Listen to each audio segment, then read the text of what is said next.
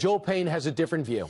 He's a Democratic strategist and former director of African-American advertising for Hillary Clinton's presidential campaign. So, are you curious at all about what's in those emails? This is just a nothing burger, Brian. I can't believe you guys have spent $30 million, you guys being Judicial Watch and all these other conservative activists that have been going after Hillary Clinton for years. $30 million chasing a ghost on Hillary Clinton, chasing something that doesn't exist. Now you've drug her former aide into this. You've drug her family. You've put out misleading information about her family, about cousins and whatnot. Go ahead, tell me what's misleading, Joe. I really don't quite Joel. Understand. Joe, I could understand how you don't want to bring it up, and I respect that. But could you tell me what's misleading about her cousin going to jail, about erroneous emails, about a jury finding him guilty? What's misleading about the anti-American newspaper that she used to co-edit? Let's go through and name what every one of your cousins, aunts and uncles and whatnot have done over the last couple of years. That's ridiculous. That's a ridiculous argument, and that's the type of equivalency that makes people disbelieve the information that comes from this network. Joel, what's erroneous about it? Well, what's erroneous is it having any link to Huma Abedin. It has no link to her whatsoever. It's her cousin. I've got cousins who do things that I don't agree with either. Does that mean that I'm responsible for their actions? The bottom line is here, you're trying to distract from this president what he's doing in terms of distracting from the Russian investigation. This is a very smart ruse, by the way, by conservative activists and Fox News network to try to, treat this as top news story for the first 15 minutes of your show. It's not. You're trying to confuse the American people. You're trying to confuse your viewers. Joel, this is a non-story. It's been litigated. I respect that you don't like our rundown, and I'm sure I won't like a rundown if you put together. I might not like the order in which you do it. Believe it or not, we are covering some of the Russia investigation. If you would tune in, I would provide a copy for your home use a little bit later. Coming up in the C block. I'll show you. Okay? It's a C block. It's about 20 minutes after.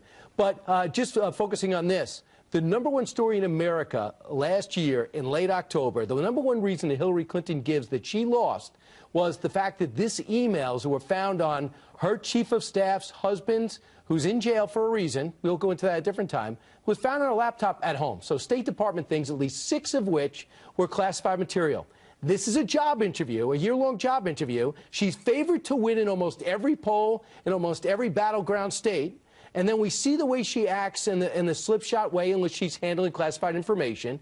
The #1 reason why she claims she lost, and now for the first time, those emails are exposed. So this would even help you, Joel, go through it and say, look, I went through 2,800 pages, there's nothing here. Or you go through it and say, wow, there is a lot here. So it is newsworthy in almost anyone's newsroom. I don't know what is not newsworthy about this. What Hillary Clinton claims is the single greatest reason why she lost. Yes, it's not newsworthy for you to be chasing a private citizen who had another private citizen working for her for something that's been litigated by the FBI. By the way, your last guest doesn't think the FBI, I think he wants the FBI to be disassembled. I think that's what he said. I think he said that the FBI, Tom Fitton said that the FBI He's disappointed like a lot of people. In some of the actions of the deputy director. We think the FBI is a tool of the Democratic Party. Brian, is that your opinion on this? That the FBI is infiltrated by Clinton Democrats? Give me a break. Joel, I think for one thing, I think you point out, you give me a chance to separate. The rank and file of the FBI, I've had a chance to spend a great deal of time with. And there's about 35,000 in the country. To think that there's anything... You met all 35,000 No, I of said them? there's That's about impressive, 35. Brian. Well, thank you. And if I did meet them, I would share their names with you.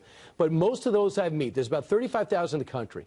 I'd say 99% are doing things on a regular basis that are extraordinary, not for fame, not for fortune, not for a pat on the back. I get it. Not for their pensions, because they believe in this country. However, if you're trying to find out how an investigation is progressing, what is behind it, why certain people are being investigated and why others, you have to find out who's doing the investigating. And upon further review, we're finding some disturbing things that are being unmasked. So I think that is newsworthy. Jim Comey and Bob Mueller, who were George W. Bush's FBI team, yes, they were coordinating with the Clinton campaign to defeat Donald Trump. That sounds like a really reasonable, believable let me ask you, argument. Do you like what James Comey did with Hillary Clinton's emails? Of course not. I disagree with it, but I didn't think he called for being fired. So do you think it's not right? I disagreed with him. I reacted like a normal person. If I disagree with something Andy McCabe did, if I disagree with something Peter Strzok did, if I disagree with something that Bruce Orr working with Justice did, am I being critical of an entire bureau? Am I being critical of the entire Justice Department? Or am I saying, I don't like these actions? They seem to have a political motivation. And if I want to find out where an investigation's going, I have to find out who's doing it. To me, those are logical questions, Joel, that you would be asking too. Well, all due respect, Brian, I'm more concerned with our commander-in-chief and how he feels about this. He spent the last week before Christmas, going into Christmas holiday, tearing apart the career of Andy McCabe, who, by the way, has spent the last 20 years fighting terrorists, doing things that your network purports to care about. So, yeah, that's what your president believes in. So I'm more worried about what he thinks and not what you think. 7.5 hours behind closed doors. So disturbing was it, the guy's rushing to retirement. That's newsworthy. Thanks, Joel, for joining us. I appreciate it. Thanks, Brian. All right, straight ahead. Senator Lindsey Graham is becoming one of the president's allies in the Senate. He'll be here next to weigh in on the Trump dossier and so much more from Clemson, South Carolina, where I believe they have a very good football team.